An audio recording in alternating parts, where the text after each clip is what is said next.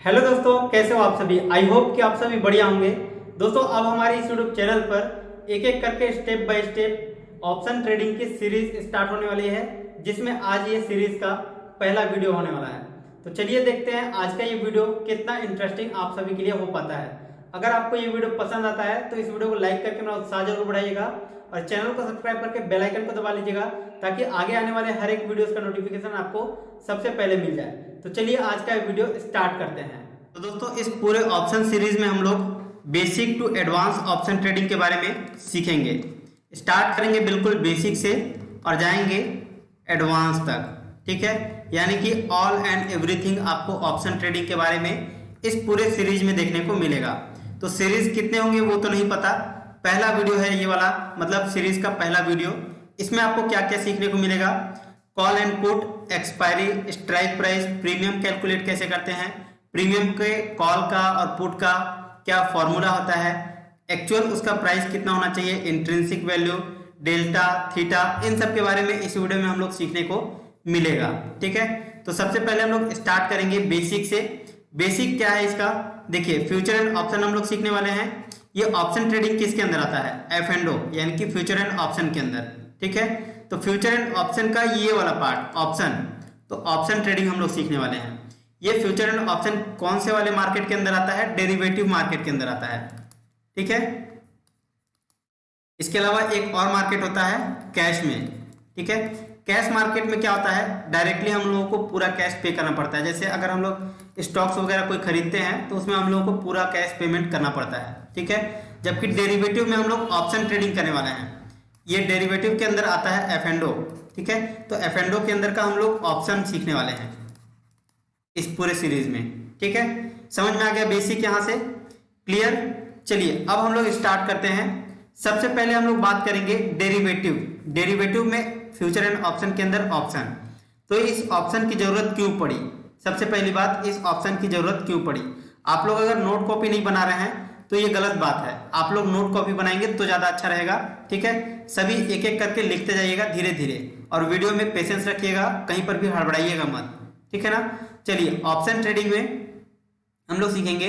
देखिए इसका जरूरत क्यों पड़ा ऑप्शन ट्रेडिंग का, इसका जरूरत पड़ता है हेजिंग के लिए। कैसे, मैं समझाता हूं।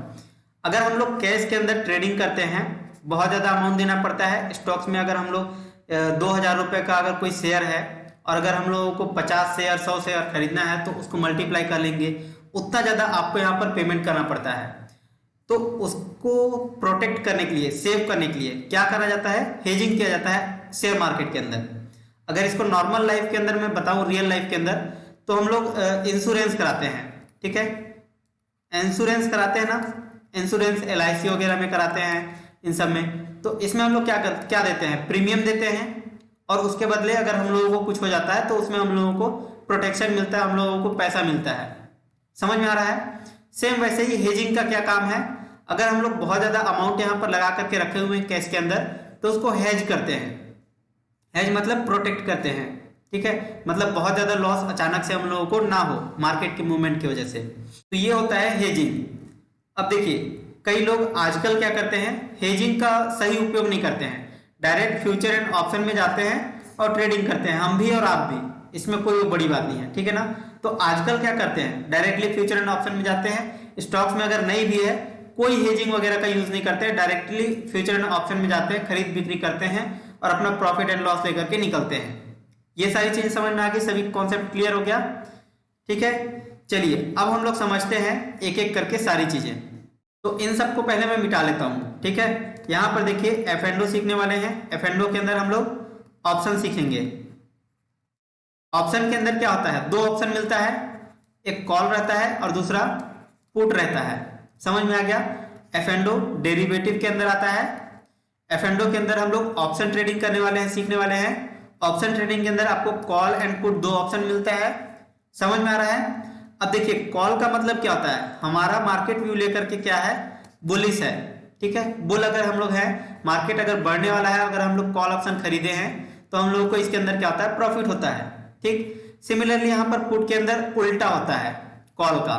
इसमें क्या रहता है, हमारा बियरिश व्यू रहता है, ठीक है। हमारा मार्केट को लेकर के बियरिश व्यू रहता है, और अगर पुट हमने खरीदा है और मार्केट में गिरावट आती है तो हम लोगों को यहाँ पर प्रॉफिट होता है। क्लियर, यहां तक सभी को समझ में आ गया। चलिए अब हम लोग एक्सपायरी के बारे में सीखते हैं। एक्सपायरी, ये सारी चीजें बेसिक वीडियो होने वाला है, इसके आगे हम लोग डिटेल में सारी चीजें सीखेंगे धीरे धीरे करके, एक एक वीडियो के माध्यम से। ठीक है, अगर आप लोगों को ये वीडियो पसंद आता है, अच्छा लगता है, तो नीचे कमेंट करके अपना फीडबैक देंगे, तब हम लोगों को भी समझ में आएगा कि मैं जो आप लोगों को बता रहा हूँ, जो सिखा रहा हूँ, वो आपके काम का है। ठीक है, तो चलिए हम लोग एक्सपायरी को समझते हैं। एक्सपायरी में देखिए दो टाइप का होता है, एक तो होता है स्टॉक्स के अंदर अगर हम लोग ट्रेडिंग करते हैं तो एक्सपायरी, और दूसरा हम लोग इंडेक्स के अंदर करते हैं तो एक्सपायरी। स्टॉक्स के अंदर अगर हम लोग ट्रेड करते हैं तो इसमें क्या होता है, मंथली एक्सपायरी होता है। ठीक है, और इंडेक्स के अंदर अगर हम लोग करते हैं तो इसमें क्या होता है, वीकली होता है, मंथली और वीकली। अब ये दोनों के दोनों गुरुवार को ही होते हैं। ठीक है, गुरुवार को ही होते हैं, इसका मतलब थर्सडे। ठीक है ना, तो इस तरह से आप लोगों को समझ में आना चाहिए। इंडेक्स और स्टॉक्स, ये दोनों में फर्क होना पता चलना चाहिए कि स्टॉक्स में अगर आप ऑप्शन ट्रेडिंग करते हैं तो मंथली एक्सपायरी रहेगा, और वो भी गुरुवार के ही दिन, मतलब उस मंथ के एंड में जो गुरुवार पड़ेगा उस गुरुवार को आपका एक्सपायरी रहेगा। इसके अलावा अगर आप इंडेक्स में करते हैं तो इंडेक्स में क्या होता है, वीकली एक्सपायरी होता है। ठीक है, और वीकली एक्सपायरी में हर थर्सडे को आपका एक एक्सपायरी मिलेगा। समझ में आ गया। अब हम लोग चलते हैं कि एक मंथ में कितने एक्सपायरी हो सकते हैं। एक मंथ में आपका 4 वीक होता है, कभी कभी अगर अलग दिन से स्टार्ट होता है मंथ का तो कभी कभी 5 वीक भी आपको देखने को मिल जाता है। ठीक है, 5 एक्सपायरी, तो हम लोग मान सकते हैं कि एक मंथ में हम लोगों को 4 से 5 एक्सपायरी देखने को मिल सकता है। ठीक है, समझ में आ गया इतना तक। अब हम लोग आगे बढ़ते हैं, इन सारी चीजों को मिटा रहा हूं, आप लोग इसको नोट डाउन कर लीजिएगा। ठीक है, अब हम लोग समझते हैं स्ट्राइक प्राइस के बारे में। स्ट्राइक प्राइस, इसको समझते हैं ये क्या है। हम लोग एज्यूम करते हैं, देखिए CMP मैं शॉर्ट फॉर्म में लिखूंगा। ठीक है ना, CMP का मतलब क्या होता है, फुल फॉर्म, आप लोग इसको भी लिख लीजिएगा क्योंकि आगे बहुत बार यूज होने वाला है CMP।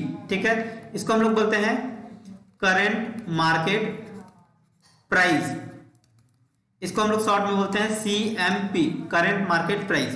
ठीक है, अब हम लोग मान के चलते हैं कि निफ्टी के अंदर हम लोग ट्रेड करते हैं निफ्टी 50 में। ठीक है, तो हम लोग एज्यूम करके चलते हैं, मान के चलते हैं कि 17,000 अभी क्या चल रहा है, स्ट्राइक प्राइस चल रहा है। ठीक है, इसका जो करंट प्राइस होता है, स्पॉट प्राइस, ये भी चल रहा है 17,000 पे। ठीक है, 17,000। अब देखिए अगर एक स्ट्राइक अगर ऊपर की तरफ जाते हैं तो हम लोगों को मिलेगा 16,950 का। इसका मतलब आप यहाँ पर देख रहे हैं 50 पॉइंट का डिफरेंस। ठीक है, 50 पॉइंट का आपको डिफरेंस मिल रहा है। अगर इसके नीचे की तरफ आते हैं तो आपको 17,050 का मिलेगा। इसका मतलब यहाँ पर भी 17,000 से 17,050 तक, यानी कि यहाँ पर भी 50 पॉइंट का डिफरेंस आपको मिलता है देखने को। ठीक है, तो ये हो गया निफ्टी 50 के अंदर। अगर आप यहीं पर बैंक निफ्टी के अंदर जाते हैं, बैंक निफ्टी के अंदर आपको क्या मिलेगा, अगर यहाँ पर मान लो कि 34,000 चल रहा है स्ट्राइक प्राइस। ठीक है, तो अगर इसके एक स्ट्राइक ऊपर जाएंगे तो आपको 34,100 मिलेगा, और अगर नीचे आते हैं तो 33,900 मिलेगा। इसका मतलब क्या समझ में आया, यहाँ पर आपको 100 पॉइंट का डिफरेंस देखने को मिलेगा यहाँ पर भी। ठीक है, इन सबको आप लोग नोट डाउन करते जाइएगा। मतलब क्या है, निफ्टी 50 के अंदर आपको 50 पॉइंट का डिफरेंस देखने को मिलता है। 50-50 पॉइंट के डिफरेंस में आपको बहुत सारे स्ट्राइक प्राइस मिलते जाएंगे ऊपर और नीचे भी। ठीक है, सिमिलरली बैंक निफ्टी के अंदर भी होता है, लेकिन यहाँ पर 100 पॉइंट का आपको डिफरेंस देखने को मिलेगा बैंक निफ्टी के अंदर। मतलब 34,000 अगर इसका करंट प्राइस चल रहा है तो 34,100 पर आपको ऊपर की तरफ, और नीचे की तरफ आएंगे तो 34,900 पर आपको मिलेगा। ठीक है, इन सारे पॉइंट को आपको नोट डाउन कर लेना है। चलिए अब मैं आपको इरेज करके आगे का पढ़ाता हूँ। ठीक है, तो आगे हम लोग देखते हैं क्या होगा। अगर हम लोगों को यही चीज निफ्टी के अंदर सर्च करना है, कि खोजना है कि कौन सा स्ट्राइक प्राइस हम लोगों को खोजना है, अगर किसी स्ट्राइक प्राइस में हम लोग ट्रेडिंग करना चाहते हैं तो हम लोग कैसे सर्च करेंगे। सबसे पहले हम लोग इंडेक्स देखेंगे। ठीक है ना, इंडेक्स कौन सा, मान लो कि हम लोग निफ्टी 50 के अंदर कर रहे हैं तो निफ्टी 50। इसके बाद हम लोगों को एक्सपायरी डेट देखना है, मान लो कि 10 नवंबर का हमारा नेक्स्ट एक्सपायरी डेट सेलेक्ट होने वाला है। ठीक है ना, आने वाला है, तो निफ्टी 50 10 नवंबर इसके बाद हम लोगों को स्ट्राइक प्राइस सिलेक्ट करना है। मान लो कि हमने निफ्टी में कर रहे हैं तो 17,000 का हमने स्ट्राइक प्राइस सिलेक्ट कर लिया है, ठीक है। इसके बाद आपको ये सिलेक्ट करना है कि कॉल ऑप्शन खरीदना चाहते हैं या फिर पुट ऑप्शन खरीदना चाहते हैं, तो आपको CEA सिलेक्ट करना होगा। तो इस तरह से आपको सिलेक्ट करना है। निफ्टी 50 क्या है? इंडेक्स है, इंडेक्स है। ये क्या है? हमारा एक्सपायरी है। ये चीज आप लोगों को नोट डाउन करते जाना है। ये क्या है? हमारा स्ट्राइक प्राइस है, स्ट्राइक प्राइस है। और ये वाला क्या है? हमारा मार्केट को लेकर के व्यू है, ठीक है। मार्केट को लेकर के व्यू है कि मार्केट बुलिश रहने वाला है या फिर मार्केट बेयरिश रहने वाला है, ठीक है। अगर बुलिश होने वाला है तो कॉल, अगर बेयरिश होने वाला है तो पुट, ठीक है। तो ये हमारा व्यू रहेगा। इस तरह से आप लोग इसको नोट डाउन कर लीजिएगा, ठीक है। चलिए अब हम लोग देखते हैं प्रीमियम के बारे में कि प्रीमियम कैसे कैलकुलेट किया जाता है,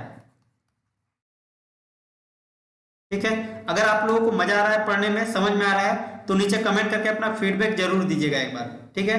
चलिए प्रीमियम हम लोग कैलकुलेट करना सीखते हैं। प्रीमियम कैसे देखते हैं? इंट्रिंसिक वैल्यू,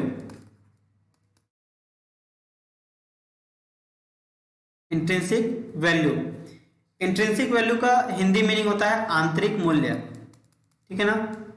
कई लोगों को नहीं समझ में आता है तो हिंदी में भी बता दे रहा हूं। इंट्रिंसिक वैल्यू मतलब आंतरिक मूल्य। आंतरिक मूल्य कैसे हम लोग डिसाइड करते हैं? किसी स्ट्राइक प्राइस का इंट्रिंसिक वैल्यू कितना होना चाहिए, मतलब उसका प्रीमियम कायदे से कितना होना चाहिए, ये हम लोग यहाँ पर निकालना सीखेंगे, ठीक है। तो चलिए सबसे पहले हम लोग कॉल ऑप्शन के लिए देखते हैं। कॉल ऑप्शन का फॉर्मूला क्या होगा? इसी फॉर्मूले के बेसिस पर हम लोग निकाल पाएंगे, ठीक है ना। तो कॉल ऑप्शन के में हम लोग देखते हैं CMP that means current market price. समझ में आ रहा है? इसको मैंने पहले भी लिखा दिया है। तो करंट मार्केट प्राइस माइनस हमने कौन सा स्ट्राइक प्राइस सिलेक्ट किया हुआ है, ठीक है। चूजन स्ट्राइक प्राइस, SP लिखूंगा, ठीक है ना। स्ट्राइक प्राइस को आप लोग ध्यान दीजिएगा बार बार। तो चूजन स्ट्राइक प्राइस हम लोग माइनस कर देंगे करंट मार्केट प्राइस से, तो हमारा निकल करके आ जाएगा कॉल ऑप्शंस का जो प्रीमियम रहेगा, इंट्रिंसिक वैल्यू रहेगा। समझ में आ रहा है? चलिए अब हम लोग एग्जाम्पल के लिए लेकर के चलते हैं। यहाँ पर एग्जाम्पल हम लोग क्या लेते हैं कि अगर हमने कोई ऑप्शंस खरीदा हुआ है, कितना? 17,032 अभी चल रहा है इसका करंट प्राइस, ठीक है ना। किसी भी मार्केट का करंट प्राइस राउंड फिगर में तो होता नहीं है, 17 हो सकता है, 17,032, 17,035, 17,050, ये कुछ भी हो सकता है, ठीक है। तो इस तरह से हमने मान लिया कि अभी मार्केट का जो करंट प्राइस है 17,032 चल रहा है, इसको हम लोग CMP लिख देते हैं, ठीक है ना, करंट मार्केट प्राइस। और दूसरा हम लोग क्या मान लेते हैं? Strike price. स्ट्राइक प्राइस हम लोगों ने चूज किया हुआ है कौन सा? फॉर एग्जांपल हमने 17,000 का स्ट्राइक प्राइस चूज कर लिया, ठीक है। तो हम लोग इसको कैसे निकालेंगे कि इसका इंट्रिंसिक वैल्यू कितना होना चाहिए या प्रीमियम कितना होना चाहिए? तो प्रीमियम हम लोग कैसे कैलकुलेट करेंगे? देखिए 17,032 है, 17,032 हम लोग करेंगे इस फॉर्मूले में। देखिए बैठाइए CMP 17,032 minus chosen strike price हमने कौन सा चूज किया हुआ है? 17,000। तो यहाँ पर हमने कर लिया 17,000। कितना है इसका वैल्यू? 32। ये पॉजिटिव में आ रहा है ना 32। 17,032 में से 17,000 को घटा दिए, 32 आया, पॉजिटिव आया। इसका मतलब क्या है? पॉजिटिव का मतलब है ये इन द मनी है, ITM। अगर आपको ITM, ATM और OTM इन तीनों के बारे में नहीं पता है तो आप लोग नीचे डिस्क्रिप्शन बॉक्स में इसका लिंक दे दूंगा, उसको आप लोग देख लेंगे तो आपको समझ में आ जाएगा कि in the money, at the money और आउट ऑफ द मनी किसको बोलते हैं, ठीक है। तो यहाँ पर देखिए इन द मनी हो गया। इन द मनी क्यों? क्योंकि ये पॉजिटिव में है। जब भी वैल्यू अगर पॉजिटिव में आता है तो वो रहेगा इन द मनी के अंदर, चाहे कॉल ऑप्शन हो या फिर पुट ऑप्शन, ठीक है। चलिए एक और मैं आपको यहाँ पर एग्जांपल इस तरह से करके दिखाता हूँ, ठीक है। फिर से फॉर्मूला लिख के दिखाता हूँ और इस फॉर्मूले को आप लोग कॉपी एंड नोट करते जाइएगा, तब आप लोगों को ज्यादा अच्छे से क्लियर होगा। इन फ्यूचर अगर आपको डाउट आता है तो आप यहाँ से देख सकते हैं, ठीक है। तो कॉल ऑप्शन का जो फॉर्मूला है वो क्या है? CMP minus chosen price, strike price, ठीक है। चूजन स्ट्राइक प्राइस, हमने कितना स्ट्राइक प्राइस चूज किया हुआ है। तो फॉर एग्जांपल हमारा करंट मार्केट प्राइस चल रहा है अभी 17,032 और हमारा क्या है? चूज हमने कौन सा स्ट्राइक प्राइस किया हुआ है? 16,950 का, ठीक है। तो हम लोग इस फॉर्मूले में बैठाते हैं। CMP कितना है? 17,032 और माइनस कर देंगे चूज स्ट्राइक प्राइस हमने किया हुआ है 16,950 का, ठीक है। तो अगर हम लोग इसको कैलकुलेट करते हैं तो कितना आएगा? 50 और प्लस 32, यहाँ पर आ जाएगा हमारा 82। ठीक है, पॉजिटिव में आएगा, पॉजिटिव में कितना आएगा 82 आएगा। ठीक है, तो इसको हम लोग क्या बोलेंगे ITM, क्यों, क्योंकि ये पॉजिटिव में आया है। चलिए एक और एग्जांपल देखते हैं जिससे आपको नेगेटिव वाला अच्छे से समझ में आएगा। ठीक है, देखिए हमने CMP माना कितना 17,032 ही है, और स्ट्राइक प्राइस हमने सेलेक्ट किया हुआ है 17,050 का। समझ में आ गया, कोई भी स्ट्राइक प्राइस हो सकता है, आप अपने हिसाब से यहाँ पर कर सकते हैं। तो यहाँ पर मैं कैलकुलेशन करने के लिए थोड़ा आसानी हो इसलिए मैं पास का स्ट्राइक प्राइस ही लिया हूँ। ठीक है, तो देखिए 17,000 क्या करेंगे 32 CMP है, माइनस कर देंगे स्ट्राइक प्राइस, स्ट्राइक प्राइस कितना हो जाएगा 17,050 इक्वल टू करेंगे कितना आ जाएगा हमारा -18 आ जाएगा। क्यों, क्योंकि यहाँ पर ये छोटा संख्या है और ये बड़ा संख्या है 17,050 और 17,032, तो यहाँ पर क्या आएगा घटाएंगे तो -18 आएगा, -18 आएगा। इसका मतलब क्या है OTM, out of the money है। समझ में आएगा, अगर पॉजिटिव है तो क्या आएगा इन द मनी, ITM होता है। ठीक है, अभी थोड़ी देर पहले हमने देखा हुआ है। तो इस तरह से आप लोगों को समझना है। समझ में आ रहा है जो बता रहा हूं, समझ में आ रहा है ना। CMP और SP मतलब स्ट्राइक प्राइस और current market price. Current market price में हम लोग स्ट्राइक प्राइस को घटा देंगे तो जो भी वैल्यू अगर पॉजिटिव में आता है तो इन द मनी रहेगा, नेगेटिव में आता है तो आउट ऑफ द मनी रहेगा। इसको आप लोग नोट डाउन कर लीजिए और फीडबैक अपना नीचे कमेंट सेक्शन में दीजिएगा। ठीक है, चलिए अब हम लोग आगे और एक एग्जांपल देख लेते हैं पुट के लिए। अच्छा सॉरी, एक और यहाँ पर बच गया है क्या। ठीक है, ये तो समझ में आ गया in the money, out of the money. एक बच गया हमारा एट द मनी। ATM कब होगा, जब हमारा CMP क्या रहेगा, फॉर एग्जाम्पल 17,000 है CMP। ठीक है, करंट मार्केट प्राइस 17,000 है और हमारा स्ट्राइक प्राइस भी हमने 17,000 का चूज कर लिया है। तो इसमें क्या होगा, इसमें भी सेम वही फॉर्मूले में हम लोग बैठाएंगे 17,000 CMP माइनस 17,000 स्ट्राइक प्राइस। इसका मतलब क्या आ जाएगा 0। अगर 0 आ जाता है वैल्यू तो है हमारा क्या है ATM, एट द मनी का ऑप्शन है। समझ में आ गया, इतना तक नोट डाउन कर लीजिएगा। ये हो गया हमारा कॉल के लिए। ठीक है, कॉल के लिए प्रीमियम आपको समझ में आ गया, इंट्रिंसिक वैल्यू कैसे निकालना है। अब हम लोग पुट के लिए निकालते हैं। ठीक है, डाउट अगर आ रहा है तो कोई दिक्कत नहीं, मैं आपको कॉल एंड पुट का जो फॉर्मूला है वो लास्ट में आपको फिर से एक बार बता दूंगा। ठीक है, रिमाइंड हो जाएगा। तो पुट ऑप्शन में क्या होता है, पहले हम लोग का स्ट्राइक प्राइस लिखते हैं, माइनस करते हैं हम लोग इसमें CMP, यानी कि इसका जस्ट अपोजिट पुट के अंदर। ठीक है, तो हम लोग एक एग्जांपल लेकर के चलते हैं तब आपको अच्छे से समझ में आएगा। एग्जांपल हम लोग लेकर के चलते हैं 17,032 ही है हमारा है क्या करंट प्राइस। ठीक है, करंट मार्केट प्राइस, एंड हमारा क्या है स्ट्राइक प्राइस कौन सा है, स्ट्राइक प्राइस हमने चूज किया हुआ है 17,000 का। अब हम लोग इस फॉर्मूले में फिर से बैठाते हैं क्या होता है।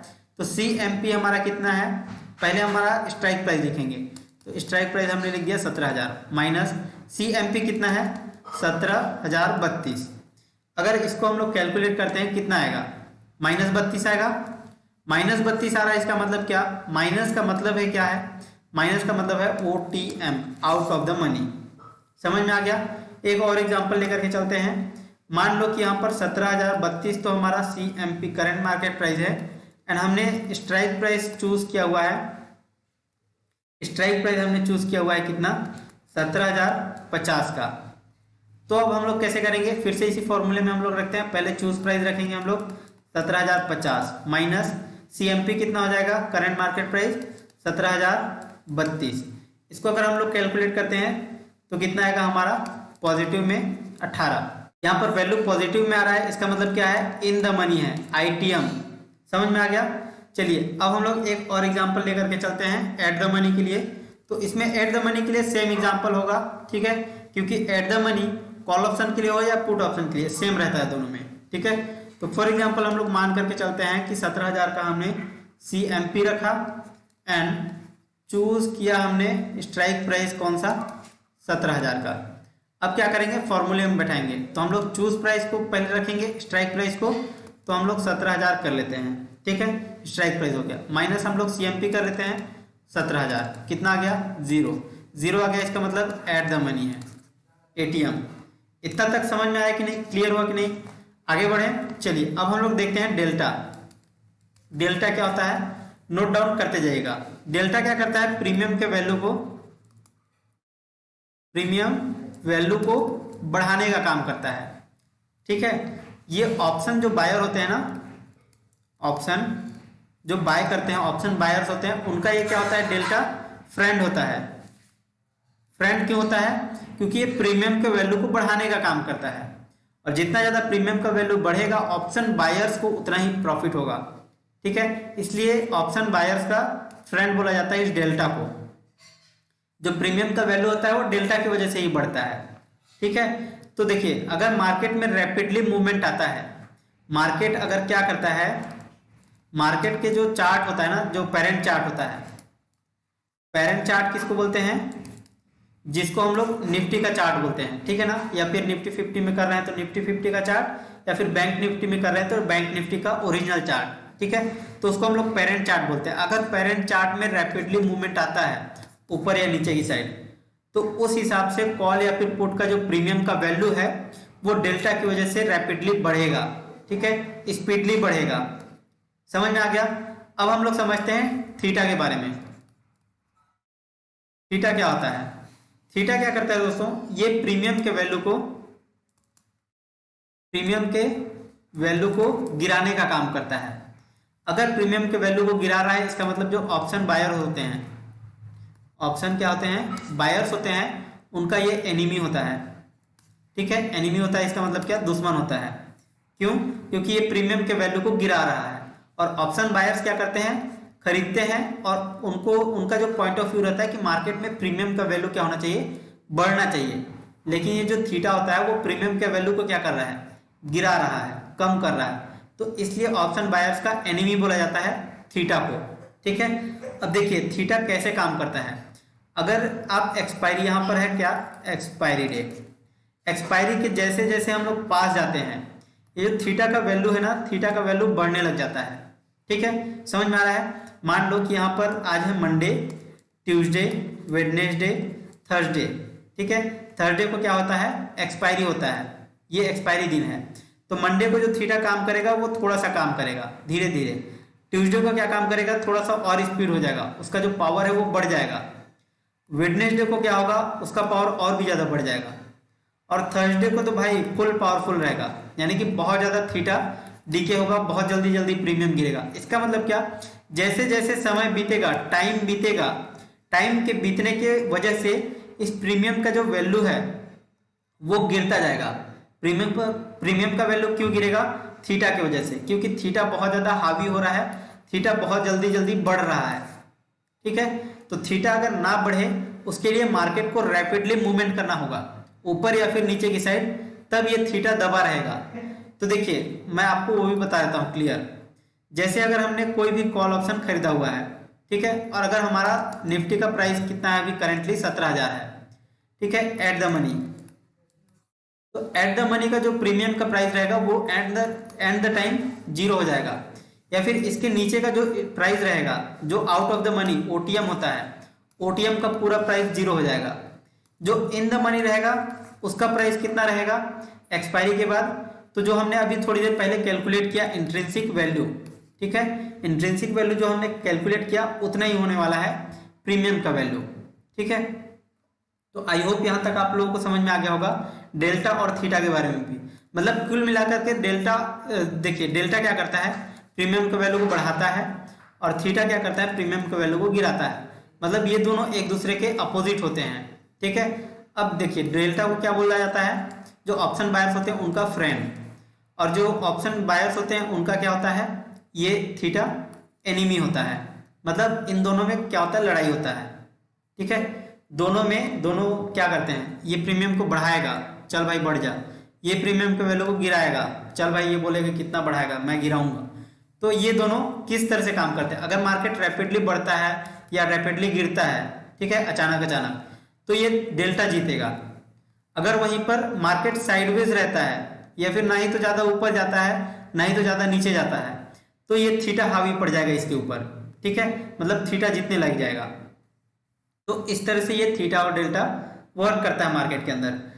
तो अब मैं आपको सीई और पीई का जो फॉर्मूला था वो मैं आपको एक जगह पर लिख करके दिखा देता हूं ताकि आपको कंफ्यूजन ना हो। ठीक है, तो जो सीई का फॉर्मूला होता था वो क्या है, CMP माइनस स्ट्राइक प्राइस, ठीक है। और PE के लिए क्या फॉर्मूला था, स्ट्राइक प्राइस पहले रहेगा, फिर माइनस करेंगे CMP यानी कि करंट मार्केट प्राइस को, तो हमारा क्या आ जाएगा, वैल्यू आ जाएगा, ठीक है। तो उसी को बोलेंगे इंट्रिंसिक वैल्यू, प्रीमियम वैल्यू। और end of the time premium का वैल्यू उतना ही बचेगा जितना यहाँ पर CE और PE को कैलकुलेट करके लाते हैं। तो दोस्तों मुझे पूरा उम्मीद है कि आपको ये वीडियो जरूर पसंद आया होगा और आपके लिए बहुत ही ज्यादा हेल्पफुल रहा होगा। अगर आपको ये वीडियो पसंद आया तो नीचे कमेंट करके जरूर बताइएगा, अपना फीडबैक जरूर दीजिएगा, जिससे मुझे एक अच्छा मोटिवेशन मिल सके। और आपको इस वीडियो में अगर कोई कमी नजर आता है तो उसको भी नीचे कमेंट करके बताइएगा। वीडियो पूरा अंत तक देखने के लिए आपका बहुत बहुत धन्यवाद। फिलहाल अभी के लिए इस वीडियो में बस इतना ही, मिलते हैं नेक्स्ट वीडियो में, तब तक के लिए जय हिंद, जय भारत।